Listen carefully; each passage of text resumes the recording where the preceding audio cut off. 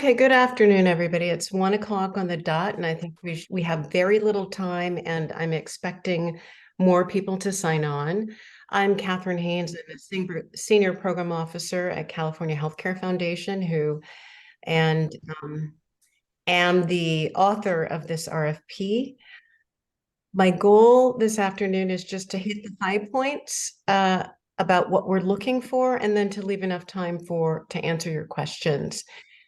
If you would all mute yourselves until you have a question, we'll take questions at the end. You can use the reaction button to raise your hand. You can also enter your questions into the chat, and my colleague Xenia should be monitoring that. So please mute yourselves.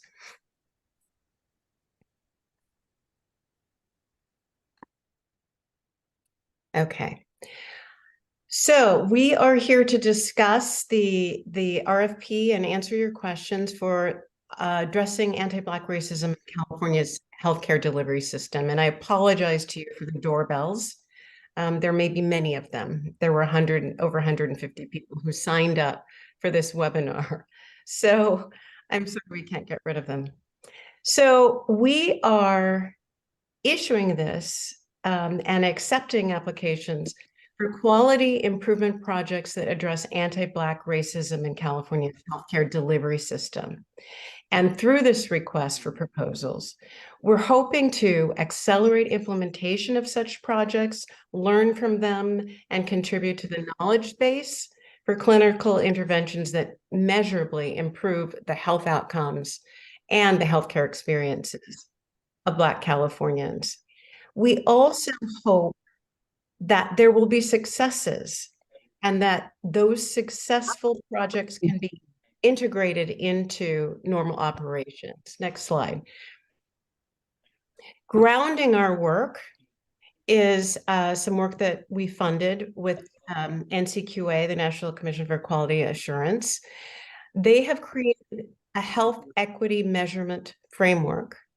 And what we are seeking is projects that are grounded in this. Specifically, they will be projects that produce equitable, high-quality clinical care, but also that touch upon the other areas of the NCQA framework, specifically equitable structures of care, equitable experiences of care, the equitable social interventions, and equitable access to care. And you see, and we can send this deck, I guess, in follow-up, that you can access the report from NCQA. There is a link there, and we'll be sure to get that to you. Next slide. So when it comes to the nature of the projects that we're seeking, here's what we are hoping that we'll receive. Projects that focus on improving clinical quality of care for Black patients in the delivery of medical care in California delivery system. Projects that include clinical and one other aspect of the NCQA equity quality measurement framework, and which you just saw. We also are open to projects that focus on Medi-Cal, Medicare, or commercial insurance enrollees, because inequities happen across insurance types in the state of California and indeed in the nation. We'd like projects that projects could involve new pilot programs or existing programs. And we would like you to articulate a hypothesis about what works and have a plan to assess the impact or progress in the desired outcomes as a result of your project.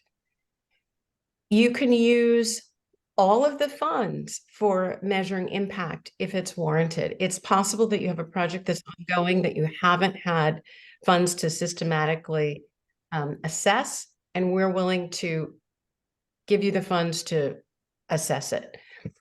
Projects should incorporate a brief sustainability plan for projects that show promise. Now, we don't want to sustain projects that do not work. obviously. But for those that really are showing promise, then we want you near the end to produce a sustainability plan. And the idea behind that is that if you've done a project that makes a difference for Black Californians in their health outcomes, their healthcare experience, we want to be sure that you have a way of articulating that progress that you can then share with your leadership to move the project from a project to normal operating procedures. Next slide. So who's eligible? Hospitals, clinics, federally qualified health clinic centers, academic medical centers, and independent medical practices are they are eligible to apply. Projects teams must include at least one licensed medical leader. This is because we are looking for clinical interventions, and we need to have the project needs to have, of course, the support of the guidance of such a leader and the support of the medical leadership in the organization. Yeah, I don't think we can do this. Can you please mute yourself until it's time for questions and answers, which we'll take at the end. Thank you.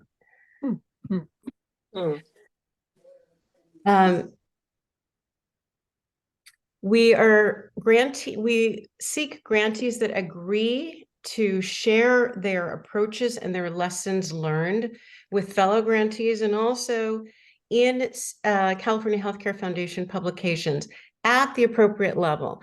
And what I mean by at the appropriate level is that we're not going to put all of your business in the street. We would aggregate where necessary and make sure that any proprietary information that you cannot share is not shared with attribution. So we will work on that. We'll negotiate that for people who receive these grants. But the idea is to increase the knowledge base. And so we must share what we learn. We also seek grantees that can participate in a virtual kickoff meeting and one in-person meeting per year in Oakland, California, and California Healthcare Foundation will reimburse travel expenses as needed. Next slide. So here's the timeline. The deadline for applications is 5 p.m. Pacific time on January 31st, 2024. And you need to complete the online application and upload the required documents. We won't accept a proposal that comes over the transom in email. It's got to be in the application form that's online. We hope, depending on how many grantees we have, how many applications we have, I should say, to be able to announce awards in February 2024. As you see, I would say there was more interest than I had anticipated. On this call, we are at 80 people and counting. So we'll try to make that February date. And then assuming that we can, then we will at the same time announce a virtual kickoff meeting date in March. Next slide. So we're open to take your questions on, let's start with logistics and timeline. Again, you can use the reactions button to raise your hand, and I'm going to ask both Karen and Zena to help me see and who's asking a question, because as the slide is up, it's hard to see everybody. And we will answer as many questions as we can in the remaining 50 minutes. So I see one question. There's a question here that says, are member engagement services non-traditional healthcare organizations encouraged to apply? Pernell, can you please unmute yourself and and sort of give an example of the kind of organization you're talking about? Yeah, sure. Thank you for bringing this up. So I know that on the application, it says health systems, FQHCs, medical groups, et cetera, are encouraged to apply. I would consider those incumbents or those who are currently in this realm. I'm more or less asking about um, ECM providers or providers who are engaged in enhanced care management or member engagement, non-traditional healthcare, non-patient facing in terms of delivering care, but more or less to coalesce communities for better outcomes. Are they encouraged to apply? We are, if there were a project that were a partnership between a clinical service provider and such an organization that actually that was looking at an outcome for improved outcome, one improved outcome in that case might be a decline in readmission through the emergency room or readmission to hospital, that would be possible, but it must be paired with a clinical care delivery organization. Absolutely. Got it. Thank you for that.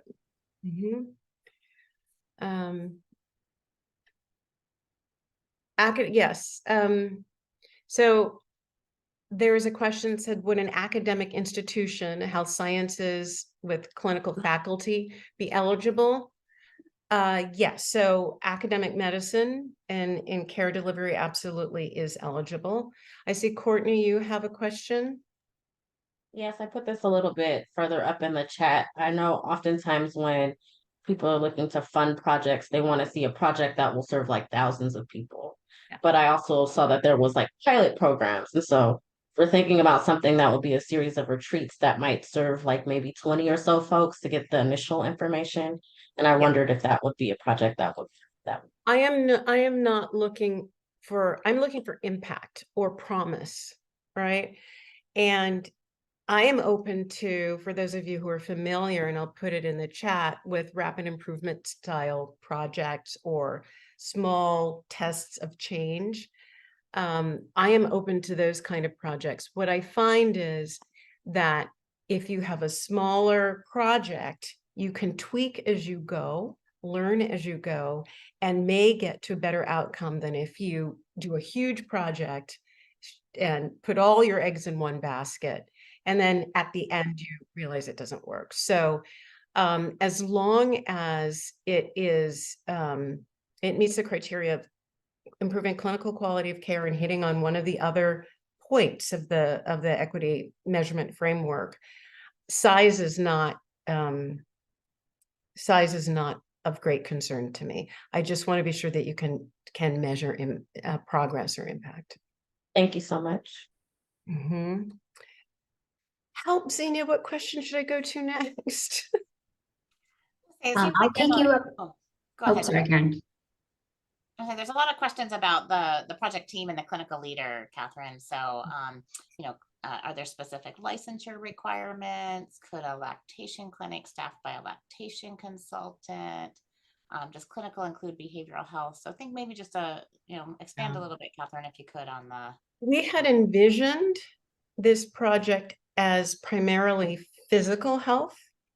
However, if you were looking at behavioral health integration, for example, in clinical care, in medical care, that might be people who with serious mental illness who are on medications that might affect conditions like diabetes, for example. Then that collaboration of mental health and physical health, we would be interested in funding. When we talk about a licensed clinician, I am thinking of nurses, doctors, NPs.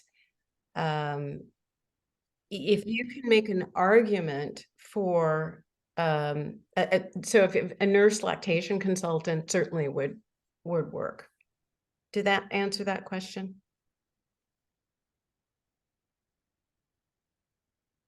Okay. Catherine, I'll bump some of the questions that came in a little bit earlier. So someone asked, can a single organization like a health system submit more than one application? I would prefer not. But if you want to compete against yourself if teams in a large health system, it will mean that you're competing against yourself. It is unlikely, I think, that we would award two grants to the same organization. Another question is, would you define spiritual care for patients in the hospital as clinical? No, but I would view if there's a person who's being treated in the hospital and there's a goal, there's an outcome goal, and that goal may be, if it's end of life, that goal may actually be about where people die. For example, do they die at home? Do they die in the hospital? Or getting the right care at the right part of the delivery system? If spiritual care is part of that, I would see that as an augmentation to the clinical care, and the spiritual care would again go into the patient experience part, but there must be a medical part of it as well. And then there are a couple questions about project teams, or nature of the project. So one is, are statewide quality collaboratives eligible to apply? And another one is, would a network or consortia of health centers be eligible to apply? I think it depends on what the intervention is. The intervention has to include clinical care with outcomes, defined outcomes that you want to see progress on and learn about. And so if a consortium comes together, they would have to somehow formulate a project that would meet the criteria that are articulated in the RFP. I wouldn't eliminate them out of hand, but the project itself must meet the criteria, and there must be the appropriate project team that can oversee clinical care. And then I can answer Purnell's questions about the save and complete later functionality. We don't currently have that functionality, and there aren't plans to add that. So it is a web form that you should have your answers ready for before you begin filling out.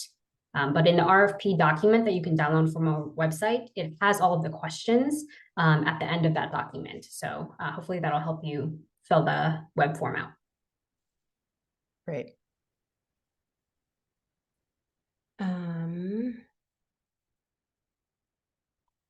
Oh goodness, there are many. I think we're caught up on the older questions. So there's a question now about sustainability plan and then developing info systems or registry. Okay, so what I mean by sustainability plan, often in work that I've funded before, people are testing interventions that they hope to get leadership support to actually integrate into normal operations. And so if you are successful, if you find promise in the approach, we want to be sure that you leave this experience with an action plan to get to a state in which that change of practice is integrated into normal operating procedures. In the past, those sustainability plans have helped people make the business case for what they're doing. And so what we want is a vision of the future, how this would be integrated into services, and then what are the steps that you need to get there, and what are the benefits to the organization and to the population. And we'll work with you on those. That we understand that some things actually might not. Well, we hope every project that we fund would produce a positive result. Some might not. And so what we are asking is for an idea about what you would need to do at the outset. And then as we come to the end of the project and you're beginning to see your results, then we would work with you to make, quote, the business case or the sustainability plan that might help you make a service change, a project or a clinical process change stick, because we want to accelerate the march, which is now, it seems, a very slow slog towards Black health equity.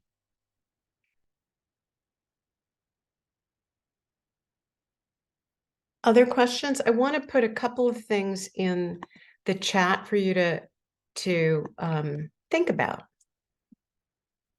as you craft your proposals. They come from really different areas. The rapid improvement work comes from healthcare, and there's a link to AHRQ. I would research and quality. I'm so used to using the acronym that I forget. And then there's a book on MIT Press that is called the Innovator's Hypothesis. And what I am encouraging by putting these two things in the chat is for you to think in a very targeted way, think of projects that can alter what you're doing now, integrate into ongoing operations, and produce positive results for Black Californians. And sometimes those are small projects. Other questions? I'm going to send this now, so I think most of you, I'm not hearing doorbells. There's a question about the number of awards you're looking to select. It depends. I've given a range of possible funding levels. And if everybody comes in at the top funding level, we will have fewer. I think if everybody came in at the top level, we would have like 5. If some come in at smaller amounts, we will have more. So that depends on what we receive. And then I see Jessica Brown has a hand up, and then I think somebody named Sophia wanted to also unmute. Oh yeah, absolutely. Just raise your hand and unmute. Hi, thank you so much. This is exciting.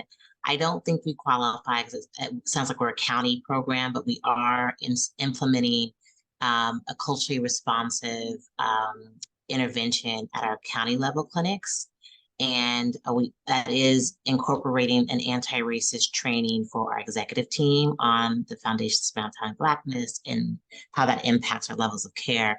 I was wondering if there's a way to maybe, since we're not able to necessarily apply for this, maybe consult with you all or provide you all with best practices on what we've learned. I'm also in San Francisco County. Okay, I'm just wondering where I was going to Sorry, ask. I'm just going. I'm from San Yes. Francisco County. I'm the director of the Office of Justice, Equity, Diversity, and Inclusion for our behavioral health system. And so we're launching with the Mental Health Services Act dollars. We got some innovation funding to do some of this work. But yes, I'm wondering if we can maybe consult with you and give best practices, or also have a sharing space that you all can give us best practices as well. Absolutely. I think I would in particular want to have my colleagues in the behavioral health part of CHCF involved. I'm putting my, and I would love to talk to you after this, because we'd love to learn what you've learned. And I see Nathana, if I apologize if I mispronounced your name. No, you're good. I don't know if I got a clear answer, but one thing we've been talking about internally is creating an app for patients so that they can understand what resources are available at hospitals and whether, their closest hospital may or may not be the best one for them, and have them be more informed. So would that kind of we can attach a clinical outcome to that. Would that kind of technological thing be eligible? I would not eliminate it. I would want to know, I would want to have a strong case for what the clinical outcome you're looking for is, and what how it pairs with the clinical intervention, the handoff between the two, the integration. Yes, thank you. Sophia. Hi, thank you so much for answering the questions and for your presentation. My question actually picks up a little bit of the last one, and it's around measuring impact and outcomes. A project that I've been working on partly has been looking at, one of our main kinds of outcomes have been how people self-report, say, their experiences of communication, their experiences in the hospital, if they felt respected, if they felt treated with dignity, and these kinds of more qualitative outcomes around Black patients' hospital experiences. And I'm just wondering, is that something that's also of interest, or is the focus kind of more around specific clinical outcomes, health outcomes, potentially, as opposed to these more kind of qualitative self-reported outcomes about how people felt their care went? I think that patient experience is important, and it is linked to certain kinds of outcomes, like, for example, return to the hospital or return to the emergency room. But I would like to know not only about how it improves patient experience, but how it makes progress in some process measures that are tightly linked to clinical outcomes. Average length of stay, return to the hospital, within 30 days, or those kinds of things. Follow up after hospitalization would be something else that is linked to clinical outcomes, because they are correlated, and so that link is important. Thank you so much.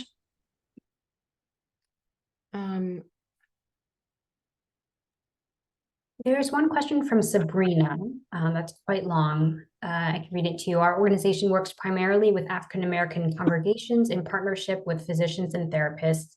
Would a program like ours qualify? I think that what we want is projects that articulate a clinical goal, a healthcare outcome that we'd like to see. It could be like a hard outcome measure, like or indicator, like hypertension control, or it could be an increase in, for if you have diabetes, an increase in prevention, making prevention appointments.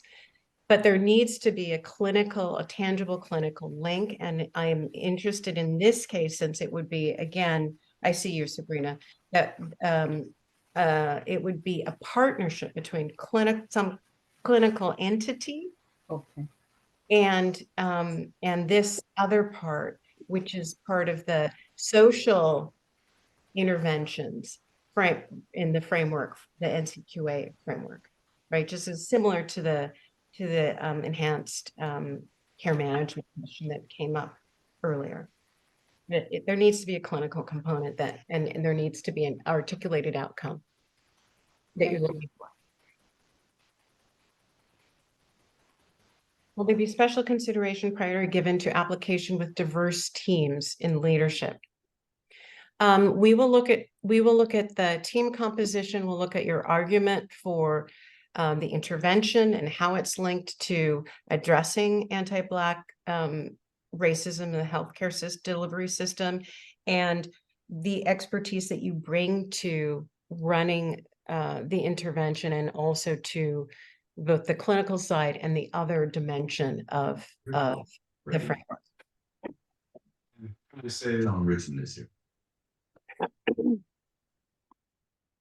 Shelley. Excuse me. Hi. I'm with an international birthing project. And so I understand you're talking about outcomes. And so what we do basically is work with predominantly Black pregnant women with maternal health, maternal morbidity and infant mortality. So when you say outcomes, if I'm working with a clinic and we're looking at outcomes in maybe a percentage of how many women are having internal bleeding, postpartum, and then what those outcomes are for healthy babies, is that something that would be sufficient? Yes, but I also think that there are other intermediate measures that you might, in fact, be able to use. Okay. And And are you working, I'm sorry, are you working mostly from birth to postpartum or pre? Birth, yeah, a birthing centers. I work with couple of clinics with physicians, and so I refer my patients to them. I'm a doula, so I refer my clients to them, and then work with them from there. What are the outcomes that you really, or what are the measures, what progress do you hope to see?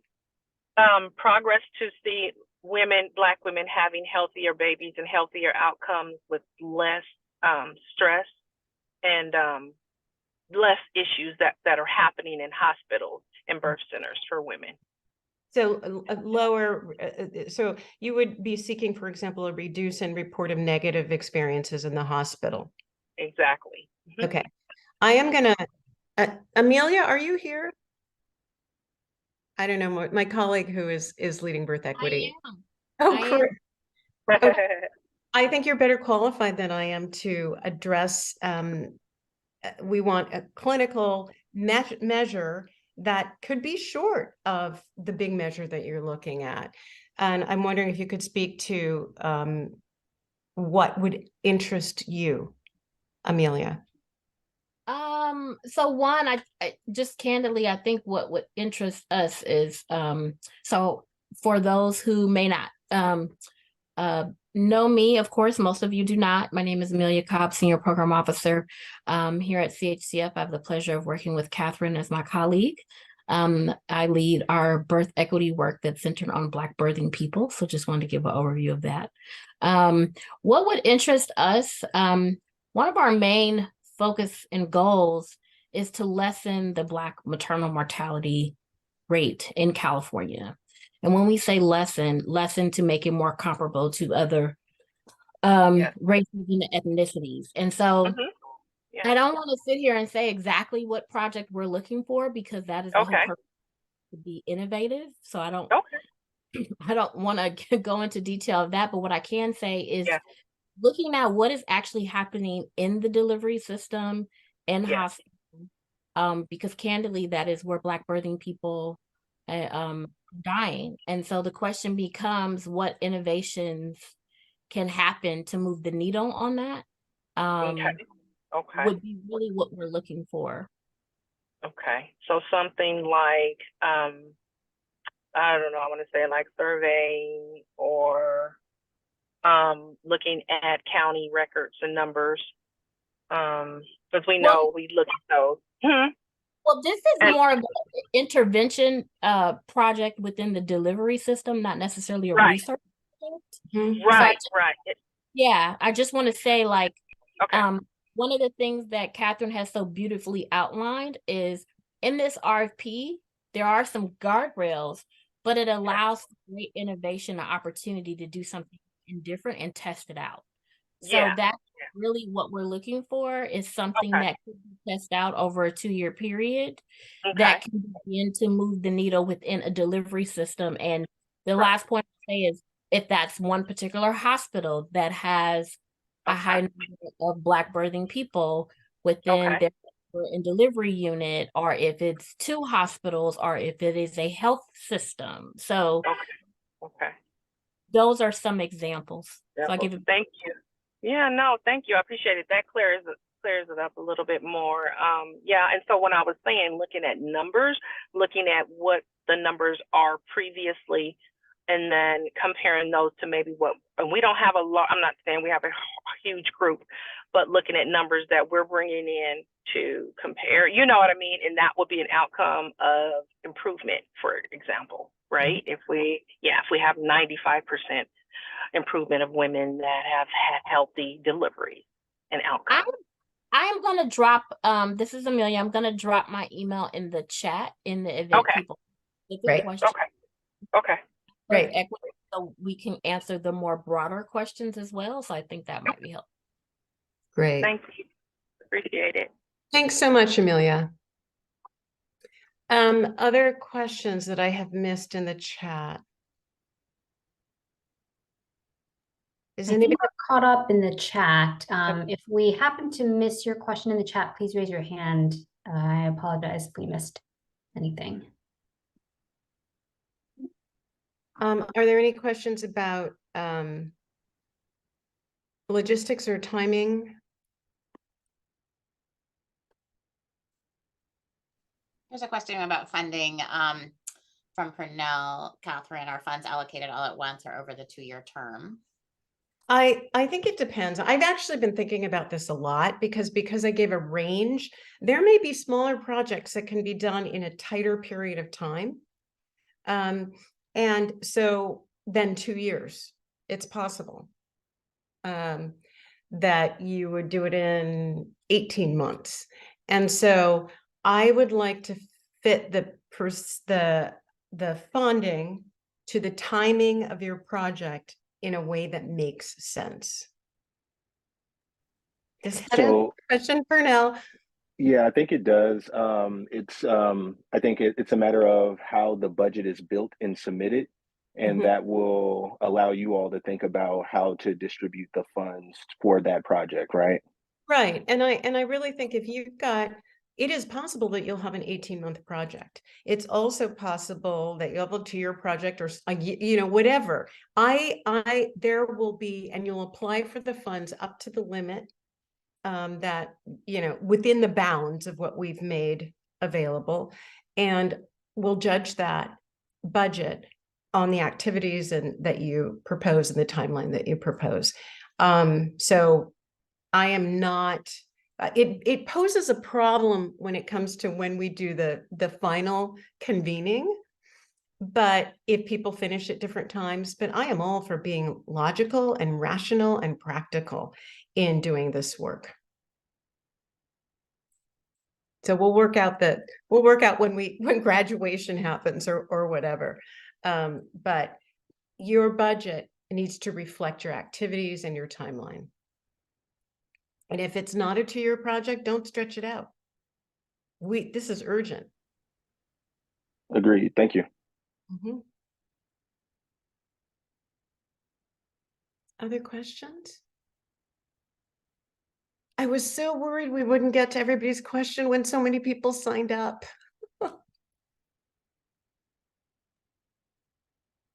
Okay. We will Courtney has another There's question. one from Catherine. Courtney. yes. Hi, Courtney.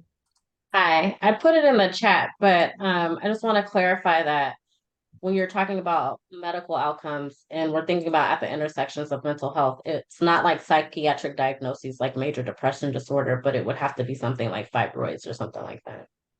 Well, I think not. We're not looking for mental health outcomes, although you may be, which means you can measure them if you want. But we would probably be looking for in the example, like you could even have as a medical outcome compliance with medical treatment for somebody who has a chronic condition and mental health issues, right? Okay. You see what I mean? You see what I mean? Okay. Yes, thank you. But that doesn't mean you can't measure the other stuff, right? No, yeah, I get it. Thank you. Other questions? Is there anything I've missed in the chat? I don't believe so. I'm really excited. I'm excited by the response. I just want to share that a lot can be done in counter to what people think in this domain. Sometimes we get so overwhelmed by the data, the negative data and the negative outcomes that we forget that we can really make a difference. In another position, I funded a pilot of a Saturday hypertension clinic for Black patients at a medical center in the Bay Area. We funded it in 2014. It had and the people that they hoped to attract were people who had diagnoses of hypertension, but who had not been in for regular preventive appointments and whose blood pressure when they come in for, you know, urgent care was not in the bounds of, in healthy bounds. They had such a big success with a $10,000 matching grant that we gave in 2020 in 2014, that the clinic was up and running in 2015. Right? That's exciting. That's accelerating a move towards Black health equity. And I think that we can do that. And I think sometimes the big, shiny interventions get in the way of what we could do to treat how we treat people as human beings in the real time, and how we provide medical care real time. So I am looking to applicants to shine a light on how we can accelerate the move towards Black health equity in California's delivery system, not in 15 years, but soon. Albert. Yeah, thank you so much, Catherine, for this presentation. So the RFA is addressing anti-Black racism. Is a measure of racism among Black patients necessary with this, or is racism being defined as a health care inequity, meaning differences in outcomes? Does that make sense? So if we want to improve racism, do we need to measure racism as a change, as a result of the intervention? Or are we defining sort of a move towards health equity as sort of eliminating disparities in outcomes? I think it's really, we could have lunch and have a long conversation about this. I think that what we want to focus in on is places where the health system, there's evidence that the health system is treating Black patients differently with bad outcomes. I would think that insight into what that is, what we know, and Amelia, you can kick me under the table and correct me if I'm wrong, is that much of what happens for Black birthing people is that they do not listen, that the healthcare system doesn't listen to what they're telling them that is wrong with them, right? And that distinctly affects Black people. So it's the intersection of outcomes, and it's focused on Black people. And to the extent that you can truly identify and articulate what it is, what aspect of our healthcare delivery system's behavior or processes are specifically treating Black people differently to poor effect, we'd love to learn that. It is hard to, unless it's blatant, it's really hard to just say we're measuring racism. But you can measure differences in behavior and differences in outcome and differences of experience in the healthcare system as well. Does that answer your question? It's a little philosophical. Yeah, no, that makes a lot of sense. I mean, we just published a paper in JNCI looking at Black cancer patients and their experiences with receiving cancer care. And it was so persistent in the interviews of these experiences, and it manifested in so many different ways. And so this RFA is really getting us to think about, well, how do we address those experiences with receiving cancer treatment and their interactions with their providers specifically? Yeah. And where are you? I'm at Keck, USC Norris. Great. Yeah, I'm an assistant professor in the Department of Population and Public Health Sciences. Great, thank you. I see there are two questions. Oh, and Amelia has a comment, which is, she'd add, do you see this? She'd add, it is both the experiences of racism deeply rooted in medical education, which is, it's so deeply rooted, honestly, that we don't even know it's there, like in creatinine, in renal disease, decision support tools, and ongoing behavior in anti-Blackness within the healthcare delivery system by providers. And I also want to say, in our Listening to Black Californians work, we found that it's not just providers. It's not just the people in the exam room or that walk you into the exam room. It's the receptionist on the telephone or the receptionist in the at the reception desk. It's every single piece of the experience that could be. We even identified it at the healthcare facility level, going through metal detectors to get into a building, a hospital. Yeah. Exactly. Yeah. It's the whole care thing. I encourage you to think about that whole care experience, because in the example I gave you about hypertension, it was a Saturday clinic, which is a structural change. It was a race concordant staff, from the nursing assistant to the physician. And it was how people got into, recruited and into that experience. So the whole thing made a difference in hypertension control. So, so there was a question before this. Lavesha, if I'm botching your names, please forgive me. In Monterey County, there's a huge disconnect in the Black community and the medical, and between the Black community and medical institutions.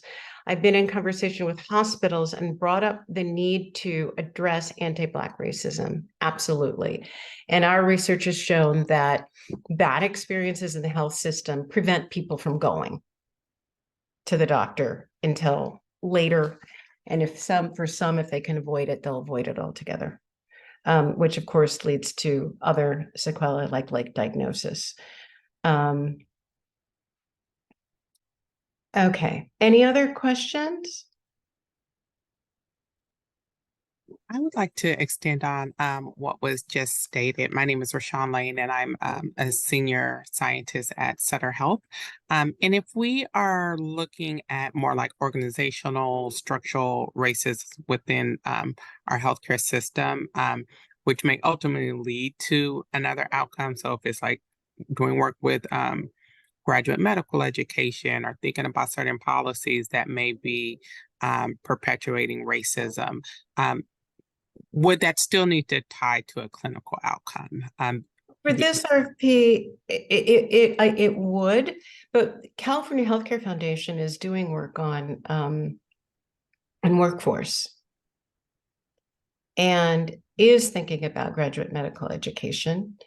And so that might be a better domain to explore. I don't know if we can, before the end of this call, find a link that would be appropriate on our website.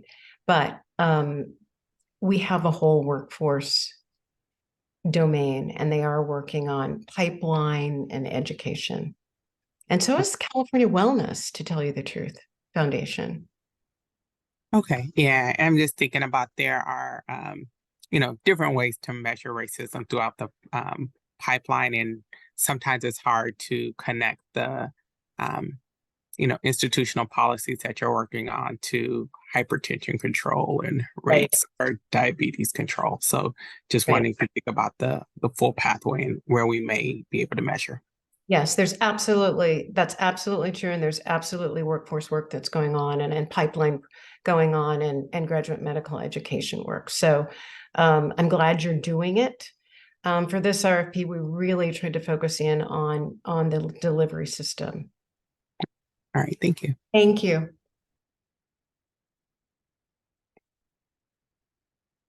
Okay. Hi, I have a question. My name is Brittany. I am an assistant professor at UCLA. And I'm an economist, and a few of my colleagues also are, and we're very interested in producing a proposal that's centered around an evaluation of a tool that has been implemented at a county hospital. So is that something that you would be interested in as well? We're, of course, evaluating health outcomes of patients, but in a causal way that can certainly influence public policy in a timely manner. Yes, can you tell me what the tool is about? Yeah, it's evaluating social determinants of health at a county hospital setting in California. So we have information, of course, on not only their health outcomes, but their social determinants of health. And so you would be looking at the intersection of a defined set of clinical outcomes and the measurement of their existing needs in social support, or would it be answering? I mean, when you look at enhanced care management, you're you might be addressing the deficits in social support. it depends. I'd have to have a clearer idea. And if you want, you can email me at the email information address that is on this screen right now. I can, the Health Equity RFP at chcf.org. So I can get sort of a better idea. Sure. Yeah, I can certainly email you. But to answer, the answer was yes to every question that you did pose. So, Okay. Yeah, but I'll follow up with you. Thank you. Okay. And I just also want to let you know that we have tried, I tried to make the application form undaunting. I hope that it was more daunting to make a web form than it was that it will be for you to answer it.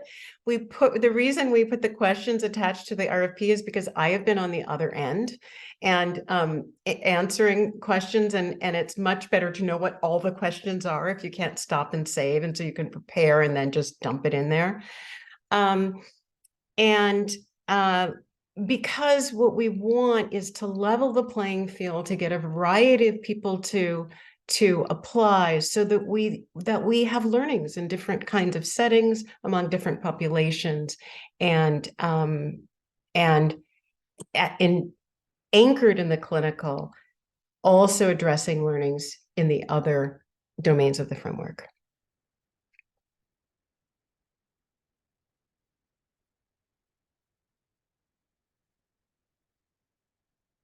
There will be a recording of this session. Xenia, how are we going to do that? Are we just going to put it on the landing page, or are we going to mail it out? What's the deal? We'll do a follow-up email, and the video will also go on the landing page. So if you have that page bookmarked, it'll end up there in a few days. Great, and the slides too, which have links in them, so you could follow the links more easily. Any other questions? Yes, just one more here. Just wanted to know when the awards will be announced after the deadline. We will announce. We hope to announce in February. If we get 200 applications, it will slow our response. But my goal is really to announce in February. Thank you. Very helpful. Mm-hmm. Any other questions? Thank you so much. Thank you so much for taking time with us, and thank you for the work that you're doing. Thank you. All righty. Thank you very much. Thanks, everyone. Have a great afternoon. Thank you.